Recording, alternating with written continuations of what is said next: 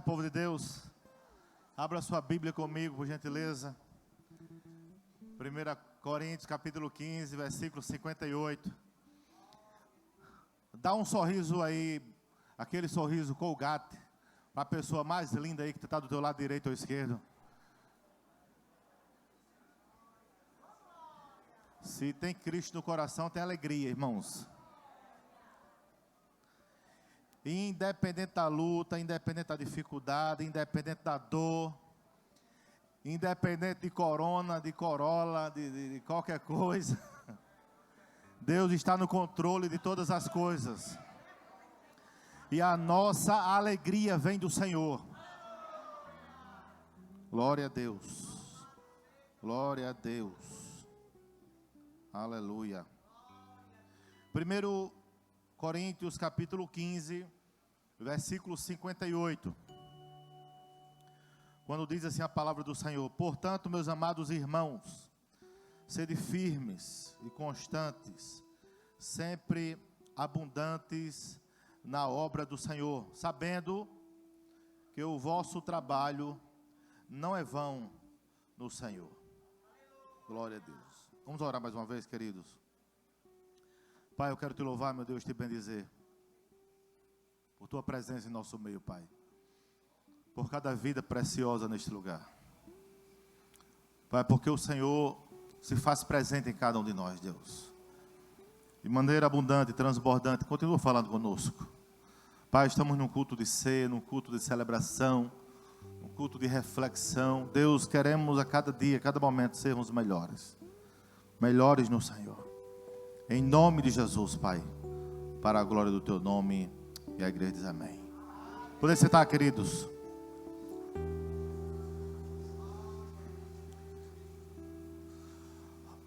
Todos os meses nós estamos... Vou esperar que você se acomode. Tem vaga para todo mundo se acomodar. Tem espaço aqui na frente ainda. O papo ali atrás está bom, não está não? Eu estou esperando. Maravilha. Durante todo o mês de março, aos domingos, nós vamos trabalhar a temática Estamos em Obras. Estamos em obras. Repita comigo. Estamos em obras. Mas pastor, eu não estou vendo não tem nenhum gesso sendo trocado, nenhuma lâmpada sendo trocada. E quando eu falo que estamos em obras, eu não estou me referindo necessariamente à questão física agora. Até porque lá embaixo está acontecendo obra, né? Reforma do berçário e tal, e outras coisas mais. Mas não estou falando necessariamente nisso. Mas estou falando, irmãos, quando eu digo estamos em obras, eu estou querendo dizer que a cada dia nós como cristãos, como homens e mulheres de Deus, nós precisamos buscar aperfeiçoamento para uma obra que Ele tem para nossas vidas. E quando eu olho para Provérbio 4,18, quando diz assim, que a vereda do justo é como a luz da aurora, que vai brilhando, brilhando até ser dia perfeito. Então eu entendo que há um processo nisso, um processo que nós ainda não estamos prontos. Se estivéssemos prontos, o Senhor já teria recolhido, ou já teríamos sido arrebatados. Se ainda estamos aqui, é porque ainda não estamos prontos. Simples assim. E além de não estarmos prontos, também a obra que o Senhor confiou em nossas mãos ainda não finalizou, ainda não foi concluída, porque ainda estamos aqui. Mas quando nós falamos em obras, quando nós falamos em reforma, quando nós falamos em construção, irmãos, me ajudem agora, por gentileza, o que é que vem à mente? Digamos que agora começássemos uma reforma aqui no templo, agora, durante o culto. O que é que vem à mente? Me ajudem aí, por favor. Quebradeira, o que mais? Fala alto. Poeira, o que mais? Desconforto, o que mais? Barulho, entulho, o que mais? Insegurança. Insegurança ou não? Será que vai ficar bom? Gasto, gostei dessa aí. Gastos. Mas eu ouvi uma palavra positiva de Raquel, se eu não estou enganado. Alguém falou coisa nova. Foi quem, pastora Alessia? Falou, repita, pastora. Coisa nova. Gostei desse detalhe. Mas assim, no geral, muitas vezes quando falamos em reforma e construção em obras, o que vem à tona não é algo positivo de cara, mas é algo que constrangedor, algo que vai dar trabalho, algo que vai, enfim, naturalmente isso acontece, irmãos. E aí a poeira vai subir, e aí vai precisar de ajustes, e aí vai ter gasto, enfim. Mas nós como cristãos, nós estamos em aperfeiçoamento.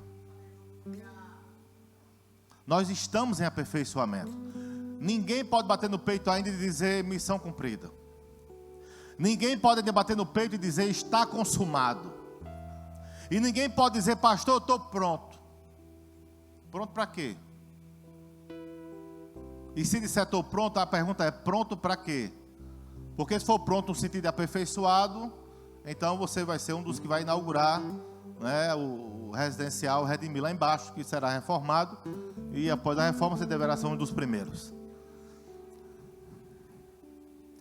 Queridos, nós fomos comissionados por Deus para uma obra. E o interessante é que nós fomos comissionados por Deus para uma obra, mas nós também estamos em obras. Ou seja, nós estamos em construção, nós já estamos em reforma, nós já estamos em ajustes. Quando eu olho para esse texto, de cara eu vejo três coisas. O texto que eu li inicialmente, de 1 Coríntios 15, 58. Eu vejo três coisas. Primeiro, a postura do cristão.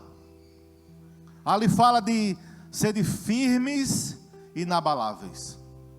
Então, primeiro eu vejo o que, igreja? Vocês estão com sono? Vamos lá. Primeiro eu vejo o que, igreja? A postura. A postura do cristão, que é uma postura o quê? Inabalável, uma postura firme. Segundo, eu vejo a intensidade. Não é só a postura firme e inabalável. Eu vejo a intensidade. E a intensidade aqui diz assim: sempre abundante na obra do Senhor. Aqui não fala assim, quando você quiser ser abundante, quando você tiver afim, quando você... Não, aqui fala o quê? Sempre abundante na obra do Senhor. E o terceiro aspecto que eu vejo, primeiro o quê? Postura. Segundo, intensidade. E agora, recompensa. Quando diz assim, no Senhor, repita comigo, no Senhor, o nosso trabalho não é em vão. Aleluia. Aleluia. E quando nós pensamos assim, irmãos, trabalhar para Deus. Ah, pastor, trabalhar para Deus é maravilhoso, trabalhar para Deus é muito fácil. De maneira carinhosa, olha para quem está do teu lado direito ou esquerdo assim, nem sempre. Nem sempre. Nem sempre.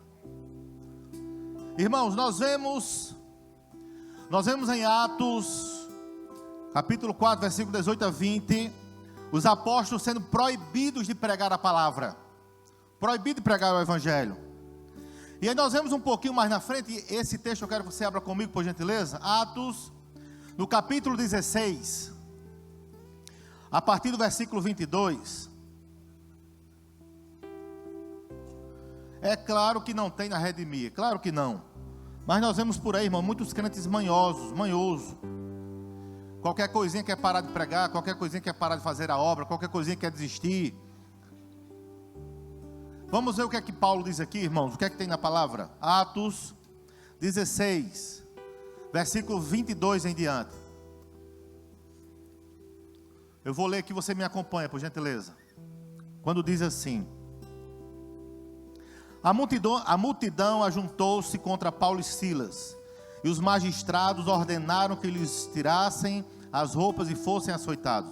Quem não encontrou a referência, só escuta, amém? Para não perder. Fossem açoitados. Depois de serem severamente açoitados, foram lançados na prisão. O carcereiro recebeu instruções para vigiá-los com cuidado. Tendo recebido tais ordens, ele os lançou no cárcere interior e lhes prendeu no tronco. E por volta da meia-noite, Paulo e Silas estavam orando e cantando hinos, e os outros presos o ouviram, e de repente houve um terremoto tão violento, que os alicerces da prisão foram abalados. Imediatamente todas as portas abriram, correntes e soltaram, e o carcereiro acordou, e vendo as portas abertas da prisão, desembanhou da sua espada para se matar, porque pensava, se os presos tivessem fugido.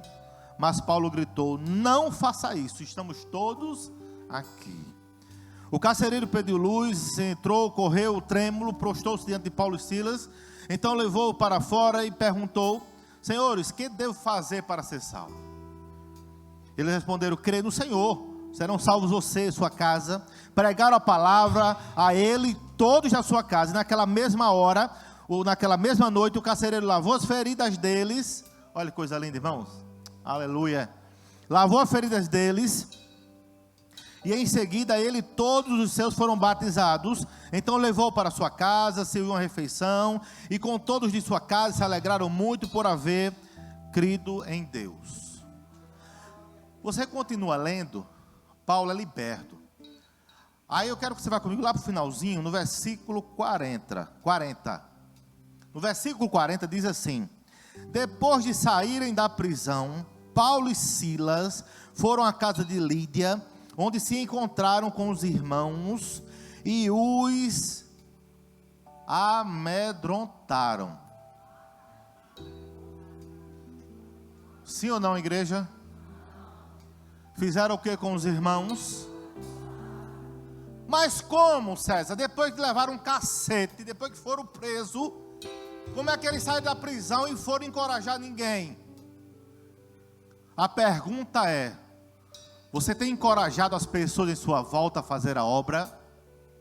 Você tem encorajado as pessoas em sua volta para vir para a igreja?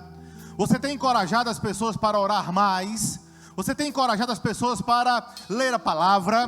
Você tem encorajado as pessoas para viver uma outra realidade de evangelho? Eu estou falando de uns camaradas que acabaram de levar um pau. E aqui, olha, no versículo 23 diz assim, depois de serem severamente açoitados. Não foi uma tapinha que eles levaram no rosto, não, irmãos. Eles foram severamente açoitados. E mesmo assim, quando saíram dali, foram encorajar. Aleluia. Aleluia. Pastor, porque o senhor não sabe a crise que eu estou vivendo, não sabe a luta que eu estou vivendo. Irmãos, se você não tem condições de encorajar, então fecha a boca. Procura uma ajuda, procura uma terapia, procura um conselheiro, procura um amigo, procura um irmão, para sair daquela situação. Mas nós somos instrumentos de Deus, para da nossa boca jorrar vida, águas de vida, águas que produzam vida. Aleluia, aleluia. Glória a Deus, glória a Deus. Irmãos, eles estavam pregando, eles já tinham sido proibidos de pregar. Eles sabiam do risco que estavam correndo por estarem pregando, mas eles não deixaram de pregar. E a pergunta é: o que é que tem nos feito parar? O que é que tem nos feito, irmãos, nos entristecer? O que é que tem nos feito nós nos desanimarmos? Todos nós podemos passar por algum momento de desânimo, sim ou não, igreja? Claro, desânimo, luta, tribulação, perseguição, aflição, todos nós passar por um problema, passar por um período mas não viver sempre na luta, na dor, no deserto, no arroxo, na tristeza, na afronta. Não, irmãos, tudo passa. Tudo passa. Mas nós precisamos entender que não são circunstâncias externas ou internas que vai fazer com que eu seja abundante e firme na obra do Senhor. Mas é a palavra de Deus que declara, que me impulsiona, e alguém que tem autoridade para falar diante de tudo que viveu. Glória a Deus. Glória a Deus. Nós vemos em 1 Coríntios um texto, irmãos, um texto, 1 Coríntios 16, 9, não precisa abrir não, só escuta o que eu vou falar. Diz assim que Deus tem uma porta aberta. E com essa porta aberta há muitos inimigos. Pastor, eu não entendi. Tem pessoas que pensam que está fazendo a obra é só vitória. Cadê aquele louvor? Quem dá para cantar aquele louvor de vitória? Não, rapidamente. Agora é só vitória, agora é só vitória. Só vitória. Vocês estão muito lentos, rapaz. Deixaram eu cantar sozinho, bicho. A próxima, não me aguarde. Paguei o mico só. Gente, não é só vitória não, gente. Tem luta, tem perseguição, tem inimigo, tem crítica, tem afronta, tem calúnia, tem dissabor. Mas nós estamos aqui. Aleluia. Mas nós estamos aqui. E se estamos aqui é porque o Senhor tem nos escolhido para estar aqui. É porque o Senhor tem nos fortalecido, irmãos. Você está aqui porque você tem sido fortalecido pelo Senhor. Glória a Deus, glória a Deus, glória a Deus. Então, irmãos, eu entendo que o fato de estarmos na obra, na igreja, quantos relatos eu já ouvi ao longo dos meus 16 anos, 17 de gabinete, quantos relatos eu já ouvi, pessoas dizendo, pai pastor, que eu estava tão alegre na igreja, alguém veio e me deu uma palavra de ânimo, de desânimo. Eu estava tão alegre na igreja, pastor, para exercer um cargo, para fazer isso ou para fazer aquilo, e alguém veio e me deu uma palavra que jogou um balde de água fria em mim. Isso acontece, irmãos? Aos montes. Mas a palavra do Senhor diz, sede firmes, constante, inabalável, abundante, porque o nosso trabalho na Redimir não é em vão, é assim que diz? Na obra do Senhor. Na obra do Senhor não é em vão, irmãos. Aí pode ser aqui, pode ser, não importa. Se estamos aqui, eu entendo que o Senhor nos comissionou para trabalhar aqui. Mas eu estou querendo dizer que nós precisamos ter em mente, irmãos, que o nosso trabalho, irmãos, tudo o que fazemos na obra do Senhor, é para o Senhor, irmãos. É para o Senhor, irmãos, porque tudo passa, mas Ele permanece, a palavra permanece, o direcionamento dEle para a nossa vida permanece, tudo permanece. E a obra é dEle. Não são circunstâncias adversas. Não é porque Deus ainda não me honrou e eu tenho que, por isso que eu não vou. Irmão, o Senhor já nos escolheu, o Senhor já nos salvou. Jesus já nos concedeu tudo o que nós precisávamos para fazer a sua obra. Glória a Deus, glória a Deus. E eu percebo que não é de qualquer maneira. Além de firme, constante, ainda é abundante. Irmãos, o que é ser abundante na obra do Senhor? Quem poderia me ajudar? O que é ser abundante? Alegria, o que mais? Quando você pede um filho alguma coisa e ele sai assim, a pergunta é, ele obedeceu? Não, ele obedeceu, mas aquela obediência não foi válida. Se eu ver, eu vou dizer, não precisa mais, porque não valeu, irmãos. Ou fazemos com alegria, ou fazemos com o coração aberto, ou fazemos com o coração abundante, ou não fazemos. Porque o Senhor disse que nós precisamos fazer de que forma? Abundante. Mas pastor, o que? Qualquer coisa na obra do Senhor, irmãos.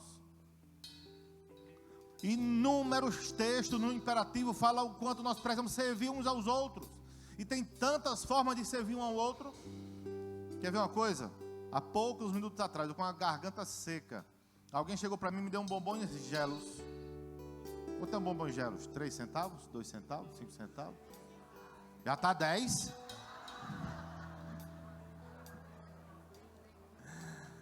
Depois eu vou dar mais valor ainda.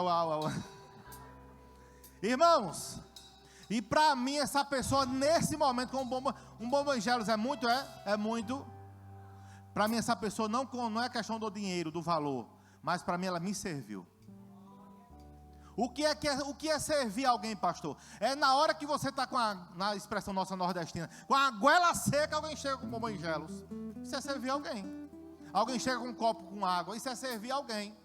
Mas às vezes, irmãos, é claro, não na Redimir, mas às vezes o orgulho que temos, a soberba que temos, o nariz em pé que temos, não nos permite servir uns aos outros, porque no nosso coração já tem assim, ô babão. Mas o mal não está na pessoa que está servindo, o mal está naquele que está com a palavra na boca. Mas é claro que isso não tem na Redimido, só falando porque acontece muito na obra do Senhor. Irmãos, 1 Coríntios, por gentileza, vamos comigo ali, 1 Coríntios, capítulo 9. 1 Coríntios, capítulo 9, versículo 24. Quando diz assim, vamos começar do 19. 1 Coríntios, capítulo 9, versículo 19. Olha o que aqui Paulo diz. Porque, embora seja livre de todos, fiz-me o que, igreja? Escravo de todos, para ganhar o maior número possível de pessoas. Tornei-me judeu para os judeus, a fim de ganhar os judeus. Para os que estão debaixo da lei, tornei-me como se estivesse sujeito à lei, embora eu não estivesse debaixo da lei, a fim de ganhar os que estão debaixo da lei. Para os que estão sem lei, tornei-me, irmãos, agora 22, para com os fracos, tornei-me o quê? Fraco, para ganhar o quê? Os fracos. Tornei-me tudo para ganhar com todos, para de alguma forma salvar alguns. Aleluia, glória a Deus. Aí diz mais aqui embaixo, ó, no 24, vocês não sabem que de todos os que correm do estado, apenas um ganha um prêmio, com tal modo para alcançar o prêmio. Todos os que competem no jogo se submetem a um treinamento rigoroso, para obter uma coroa que logo perece. O que ele está querendo dizer aqui, queridos? Se um atleta, ele joga todo o seu entusiasmo, ele se envolve, toda a sua preparação que gira em torno daquilo ali, irmãos, e ele dá o seu melhor, ele se prepara, ele faz algo por uma coroa corruptível. Imagina nós que estamos caminhando para receber uma coroa incorruptível. Quantos desejam uma coroa incorruptível, irmãos? Aleluia, glória a Deus, glória a Deus, glória a Deus, glória a Deus. Uma coroa, irmãos, incorruptível.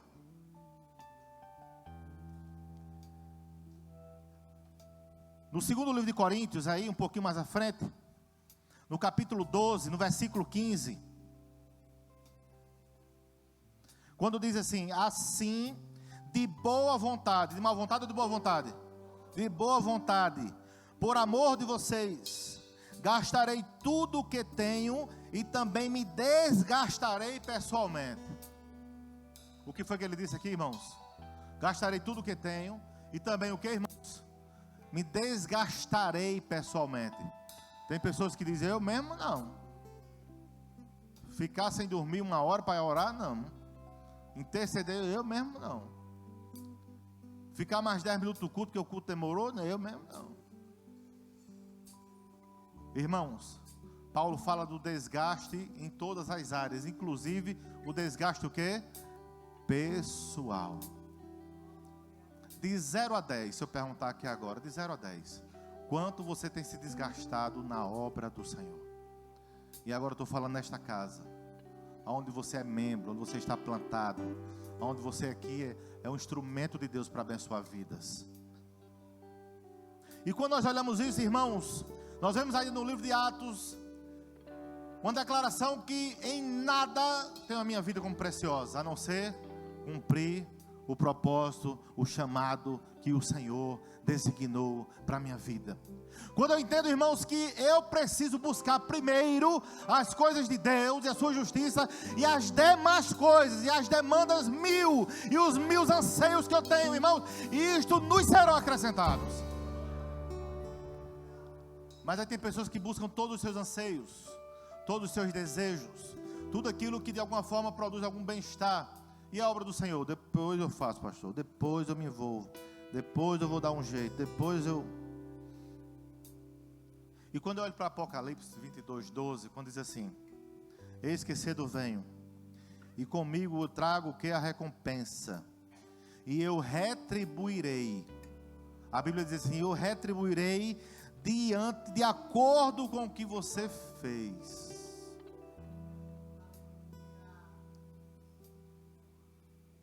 Irmão, se estivéssemos hoje diante do Senhor, agora, digamos que o Senhor agora nos separasse para Ele agora, será que nós estaríamos tranquilos? Ou nós estaríamos já preparando algumas desculpas para estar diante de Deus? Algumas desculpas. Não, Senhor, porque eu fiz isso. Não, porque eu fui afrontado. Não, porque eu fui caluniado. Não, porque eu não sei o quê. Porque...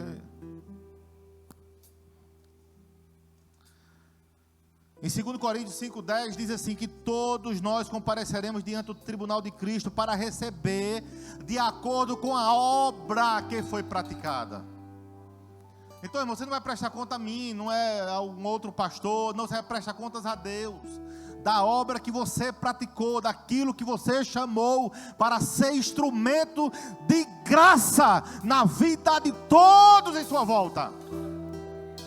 Nós somos, irmãos, chamados por Deus para sermos instrumentos de graça, irmãos. Mas pastor, eu não estou bem, não estou em condições, eu não estou podendo, irmãos. Irmão, naquele momento mais difícil, é que o Senhor nos espreme e nos direciona para algo, que o nome dele seja glorificado, irmãos.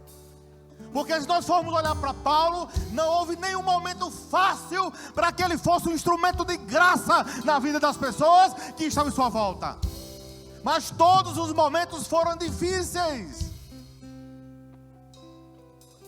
E às vezes, irmãos, estamos muito cheios do nosso eu, do nosso orgulho, do nosso comodismo, das nossas manhas.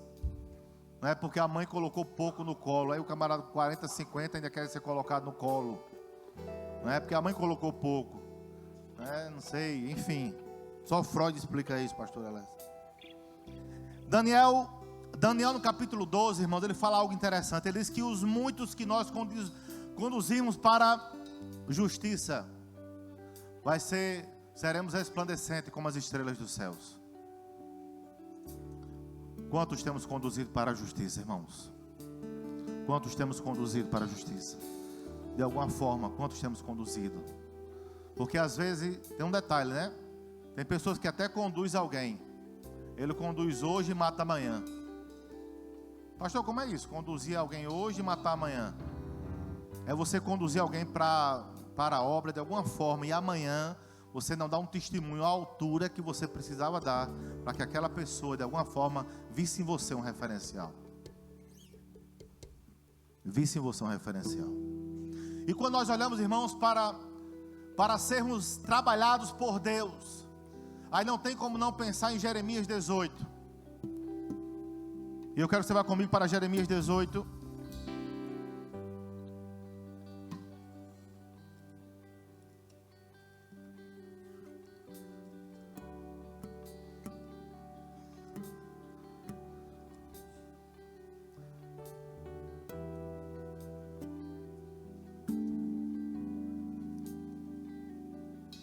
Eu quero ler apenas os 4 primeiros versículos, quando diz assim, Jeremias 18, quando diz assim: esta é a palavra que veio Jeremias da parte do Senhor.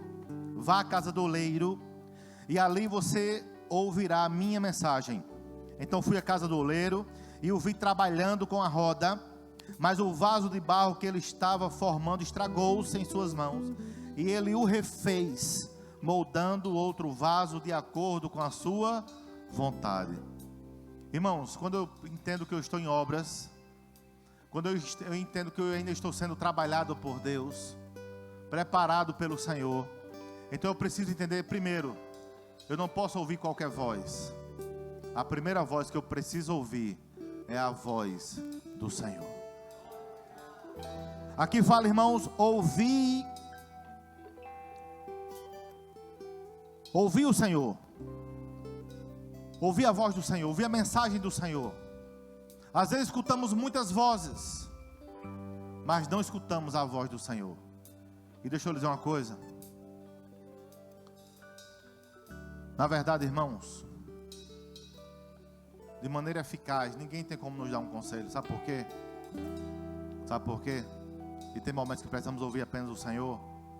é porque ninguém nunca vai ter condições de estar no seu lugar. Ninguém nunca vai poder realmente sentir a tua história. Ninguém nunca realmente vai poder entender todos os preceitos que estão dentro do teu coração. Mas eu tenho um que esquadrinha pensamentos, que antes de abrir a nossa boca, Ele já sabe o que vamos falar. Aleluia, aleluia. O Senhor, irmãos, que nos conhece, que sabe verdadeiramente o que precisamos, e como precisamos, e para que precisamos, irmãos. Às vezes nós não estamos terminados ainda, acabados ainda. Ainda falta Deus trabalhar caráter, falta Deus trabalhar, irmãos, a nossa vida, o nosso ministério, o nosso chamado. E nós precisamos ouvir a voz certa, ouvir a voz da pessoa certa. Porque o oleiro divino, e eu glorifico a Deus por isso, o oleiro divino, ele nunca se cansa de trabalhar na minha vida e na sua vida. Eu quero que você repita essa frase para quem está do teu lado direito ou esquerdo. Digo, o oleiro divino, meu irmão, minha irmã, o oleiro divino nunca se cansa de trabalhar. Glória a Deus, glória a Deus, glória a Deus. Nesse texto, irmãos, eu ainda vejo uma ordenança de Deus para obedecer. E quando eu olho para esse texto, para essa passagem, irmãos, existem mais de 200 tipos de barro. Só 8, apenas 8 servem para construir um vaso. E se você está aqui, eu acredito em Deus que você é um desses 8. Você é um desses 8 tipos que o Senhor separou, escolheu, irmãos. Agora, diante dessa escolha, diante dessa passagem que eu estou narrando agora, irmãos, eu entendo que esse trabalhar de Deus também envolve no aspecto que precisa haver em nós, flexibilidade. Flexibilidade. Junto com a flexibilidade, pureza. Não pode ser qualquer barro. Não pode estar misturado com qualquer coisa. Não podemos estar ouvindo qualquer coisa, irmãos. Não podemos estar em determinadas rodas de conversa. Não podemos estar vendo determinadas coisas nas mídias digitais. Não podemos estar acessando determinados sites, determinadas imagens. Irmãos, não é de qualquer maneira. O Senhor nos escolheu sim, mas não é de qualquer maneira, para que Ele possa continuar trabalhando. Nós vemos homens que foram escolhidos por Deus de maneira muito linda, muito tremenda. Por exemplo, a vida de homens e mulheres. A vida de Esté, por exemplo, uma mulher que obedece a um tio, num contexto, numa situação que ela estava muito favorável. Mas aí aquela obediência, ela protegeu, irmãos, a linhagem do Rei dos Reis, do Senhor dos Senhores. A nossa obediência, ela repercute num legado muito poderoso sobre os nossos filhos, sobre os nossos vizinhos, sobre o nosso ministério, sobre a nossa vida, sobre a nossa empresa, sobre tudo que somos e temos, irmãos. A nossa obediência, ela reflete. E aí quando eu olho para esse texto, eu também percebo, e já estou caminhando para o final da minha ministração, que para haver crescimento, para que o Senhor trabalhe em nós, precisa haver, irmãos, o que poderíamos falar do curtimento, que é justamente a paciência, a perseverança, que temos muita dificuldade de colocar em prática. É claro, não aqui na Redimir, mas em outras igrejas tem muita dificuldade de colocar em prática. O que, pastor? Paciência e perseverança. O que é paciência e perseverança? É quando você pensava que estava pronto, aí vem uma prova, aí vem uma dificuldade, aí vem uma luta, aí de alguma forma você se quebra novamente, fisicamente, emocionalmente, de alguma forma você se quebra novamente. Mas eu quero dizer que o Senhor, irmãos, independente de quantos cacos tenham espalhado da nossa vida, mas o Senhor é especialista para juntar novamente e refazer a minha vida, a sua vida, e continuar o processo de construção que Ele tem preparado para a sua vida. Glória a Deus, irmãos. Existe em nossos dias, irmãos, muito, eu vou usar uma expressão assim, principalmente nas mídias digitais, muito terrorismo social. Com determinadas publicações, comentários, vídeos, determinadas coisas, que tem causado, irmãos, um certo caos emocional e uma ansiedade social muito forte nas pessoas. E nós não podemos esquecer, irmãos, que independente de guerras, rumores de guerras, de vírus, de peste, de seja lá o que assola a terra, o nosso Redentor vive. Jesus está vivo. E nós não somos peru para morrer de véspera. Vamos morrer no dia que Ele já tem determinado. Eu creio assim. Aleluia. Irmão, porque às vezes existe uma onda, irmãos, que vem querendo afligir você até de sair de casa, irmãos. Aí um diz que o vinagre resolve a bronca, outro diz que o vinagre não resolve, tem que ser álcool gel. Outro diz que álcool gel não resolve. E cada um que diga uma coisa, você fica... Então nem fica assim, fica assim, ó. Confia no Senhor. Confia no Senhor, igreja. Confia no Senhor, igreja. Confia no Senhor. Ele é o nosso arquiteto. E aquilo que Ele projetou para nós vai acontecer. Salmo 18 fala, irmãos, que o Senhor é arquiteto sobre todas as coisas. E aquilo que Ele arquitetou, irmãos, sobre nossa vida vai acontecer. Geralmente numa obra nós vemos, por exemplo, a figura do pedreiro. O pedreiro, que hoje em dia cada vez mais está em escassez. Homens preparados, né, para estarem construindo e tal. E o pedreiro é alguém que está focado muitas vezes em uma parte da obra, sim ou não? Estou certo, irmão Santana? Uma parte, digamos, está colocando o piso aqui, um exemplo, ele está focado aqui, no piso. Ele está fazendo uma parede, então ele está focado na parede. O mestre, ele já tem uma visão mais ampla. O mestre está com um projeto na mão e tem uma visão mais ampla da obra, providenciando material e tal. E tem aquele que deu ao mestre a obra, aquilo que está em suas mãos, que foi o arquiteto. O arquiteto, ele consegue enxergar num terreno baldio um shopping, num terreno baldio uma grande igreja, num terreno baldio um parque, num terreno baldio um aeroporto. Porque o arquiteto, ele tem uma visão, irmãos, macro, ele tem uma visão superficial, ele tem uma visão geral, ele tem uma visão global da situação. E aquele que é o nosso arquiteto, o nosso Senhor, o Rei dos Reis, o Senhor dos Senhores, ele já viu. Ele já viu, igreja.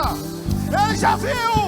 Ele já viu a redimir daqui a 5 anos. Ele já viu a tua vida daqui a 5 anos. Ele já viu.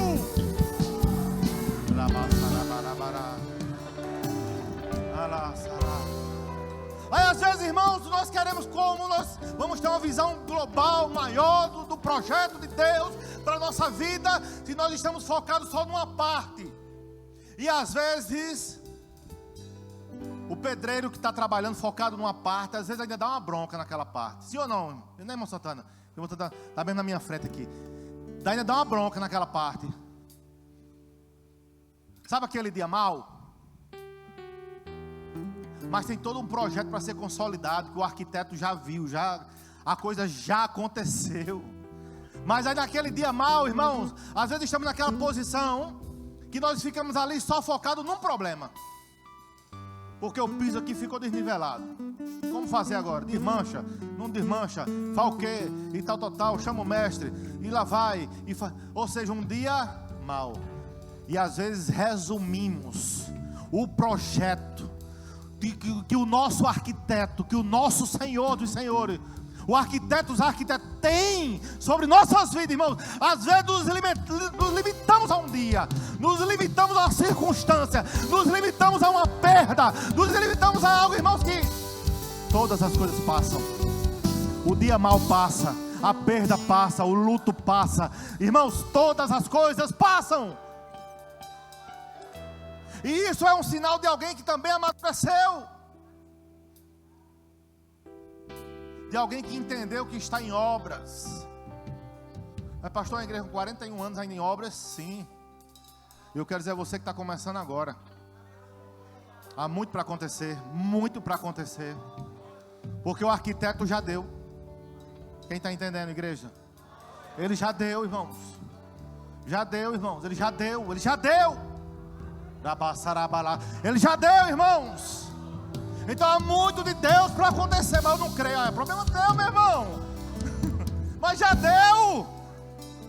Se crermos ou não, mas vai acontecer. O que está previsto para acontecer, por Deus, vai acontecer. Não vai acontecer. Eu vou repetir. O que está previsto por Deus para acontecer, aconteceu. Então olha para quem está do teu lado direito ou esquerdo e diz aí, já aconteceu. No reino espiritual, irmão, já aconteceu. Já aconteceu. Já aconteceu. Aleluia, aleluia, aleluia, aleluia, aleluia. Glória a Deus, glória a Deus, glória a Deus. Já aconteceu. Já aconteceu. E eu quero encerrar lendo o último texto. Você já pode ir ficando de pé. Apocalipse capítulo 14.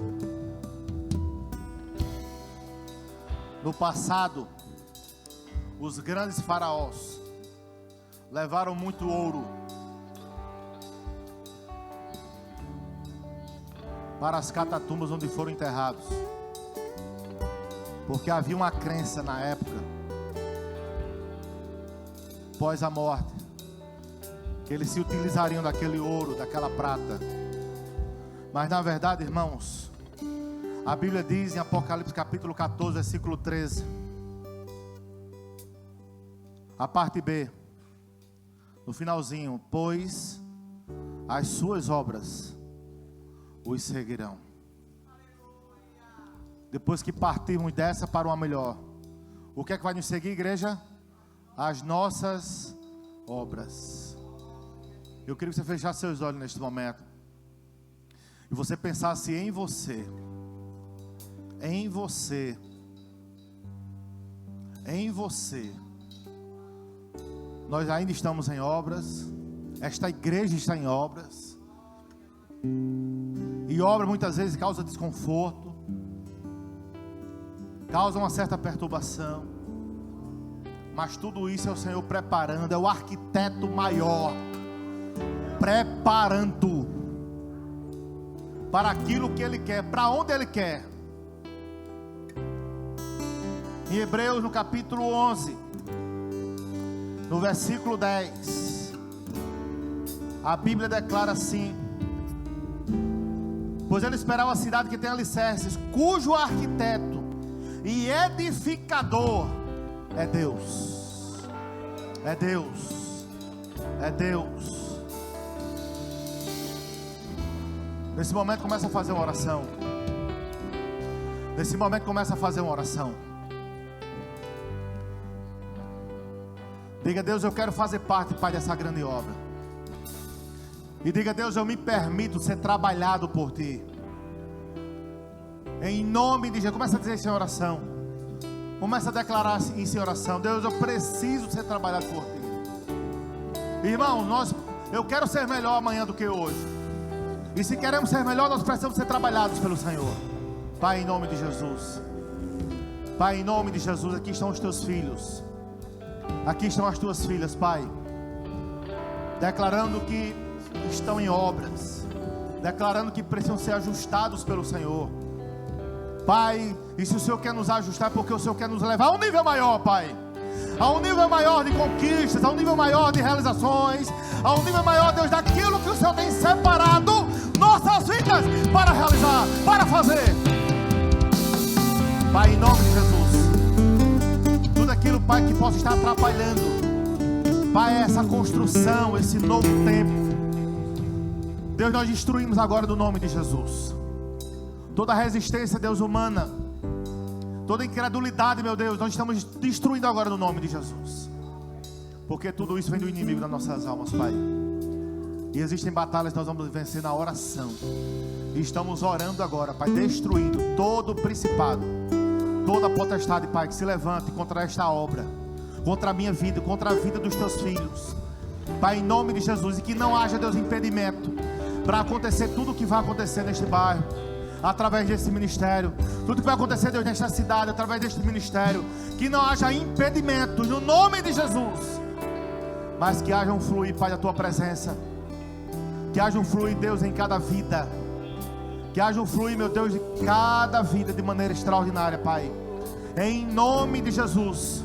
Meu Deus, que possamos ser firmes, Deus, inabaláveis, Pai, abundantes, Deus, entendendo, Pai, que o nosso trabalho no Senhor não é em vão.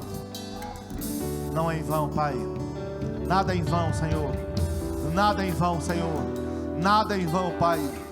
E Tu não perdes o controle de nada, por nada. Em nome de Jesus, Pai, toma em Tuas mãos Teus filhos. Toma em Tuas mãos esta casa. Conduz, Senhor, como arquiteto maior, nos dando, Pai, como pedreiros que somos, como mestres que somos. Nos dá, Pai, sabedoria, discernimento, Pai, estratégia, Deus, recursos, em nome de Jesus, Pai, para a glória do Teu nome, Pai.